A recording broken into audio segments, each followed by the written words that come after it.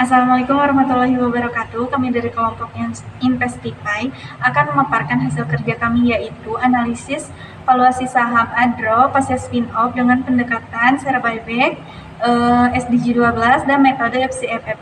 Pada tahun 2025, Adro mengalami penurunan laba bersih yang cukup signifikan, yaitu sebesar 67,56%. Akan tetapi, di sisi lain, perusahaan ini juga meningkatkan share buyback hingga 5 triliun dan tetap melakukan investasi di ESG dan digitalisasi.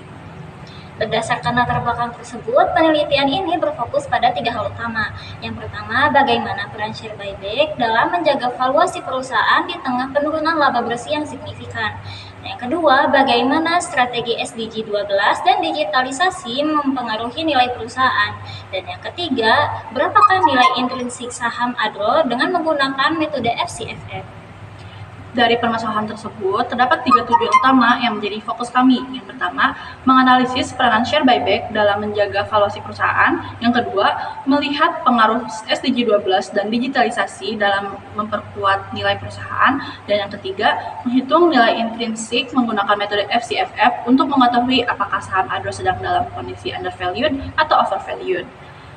Penelitian ini menggunakan pendekatan kuantitatif deskriptif dengan data sekunder yang berasal dari annual report, sustainability report, dan data di pasar seperti Bloomberg dan Yahoo Finance.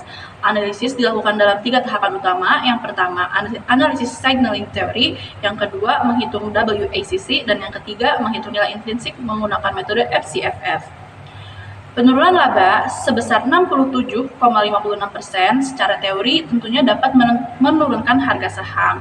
Namun, manajemen Adro mengambil keputusan untuk menambah pendanaan share buyback yang semula hanya sampai 4 triliun rupiah menjadi 5 triliun rupiah.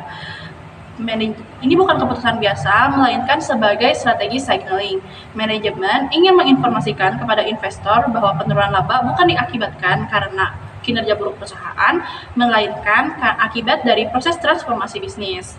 Dengan demikian, buyback juga berfungsi untuk menciptakan price floor atau batas bawah harga saham agar tidak terlalu jatuh.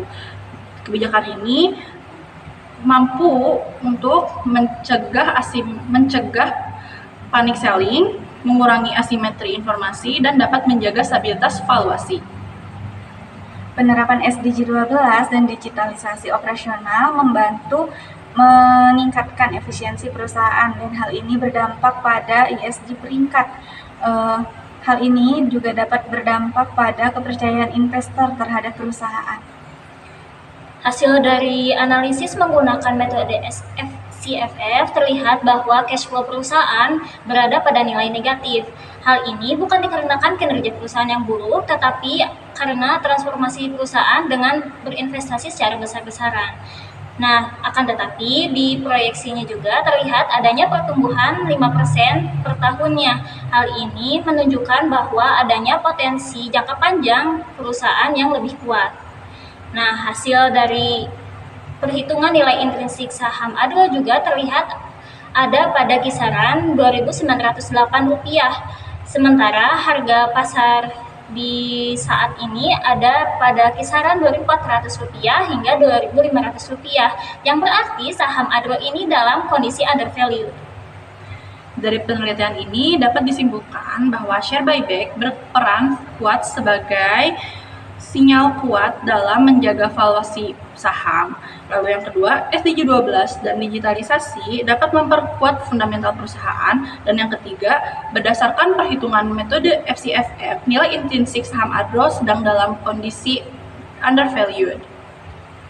Berdasarkan hasil analisis tersebut, direkomendasikan saham Adro buy atau membeli karena kondisi yang undervalued.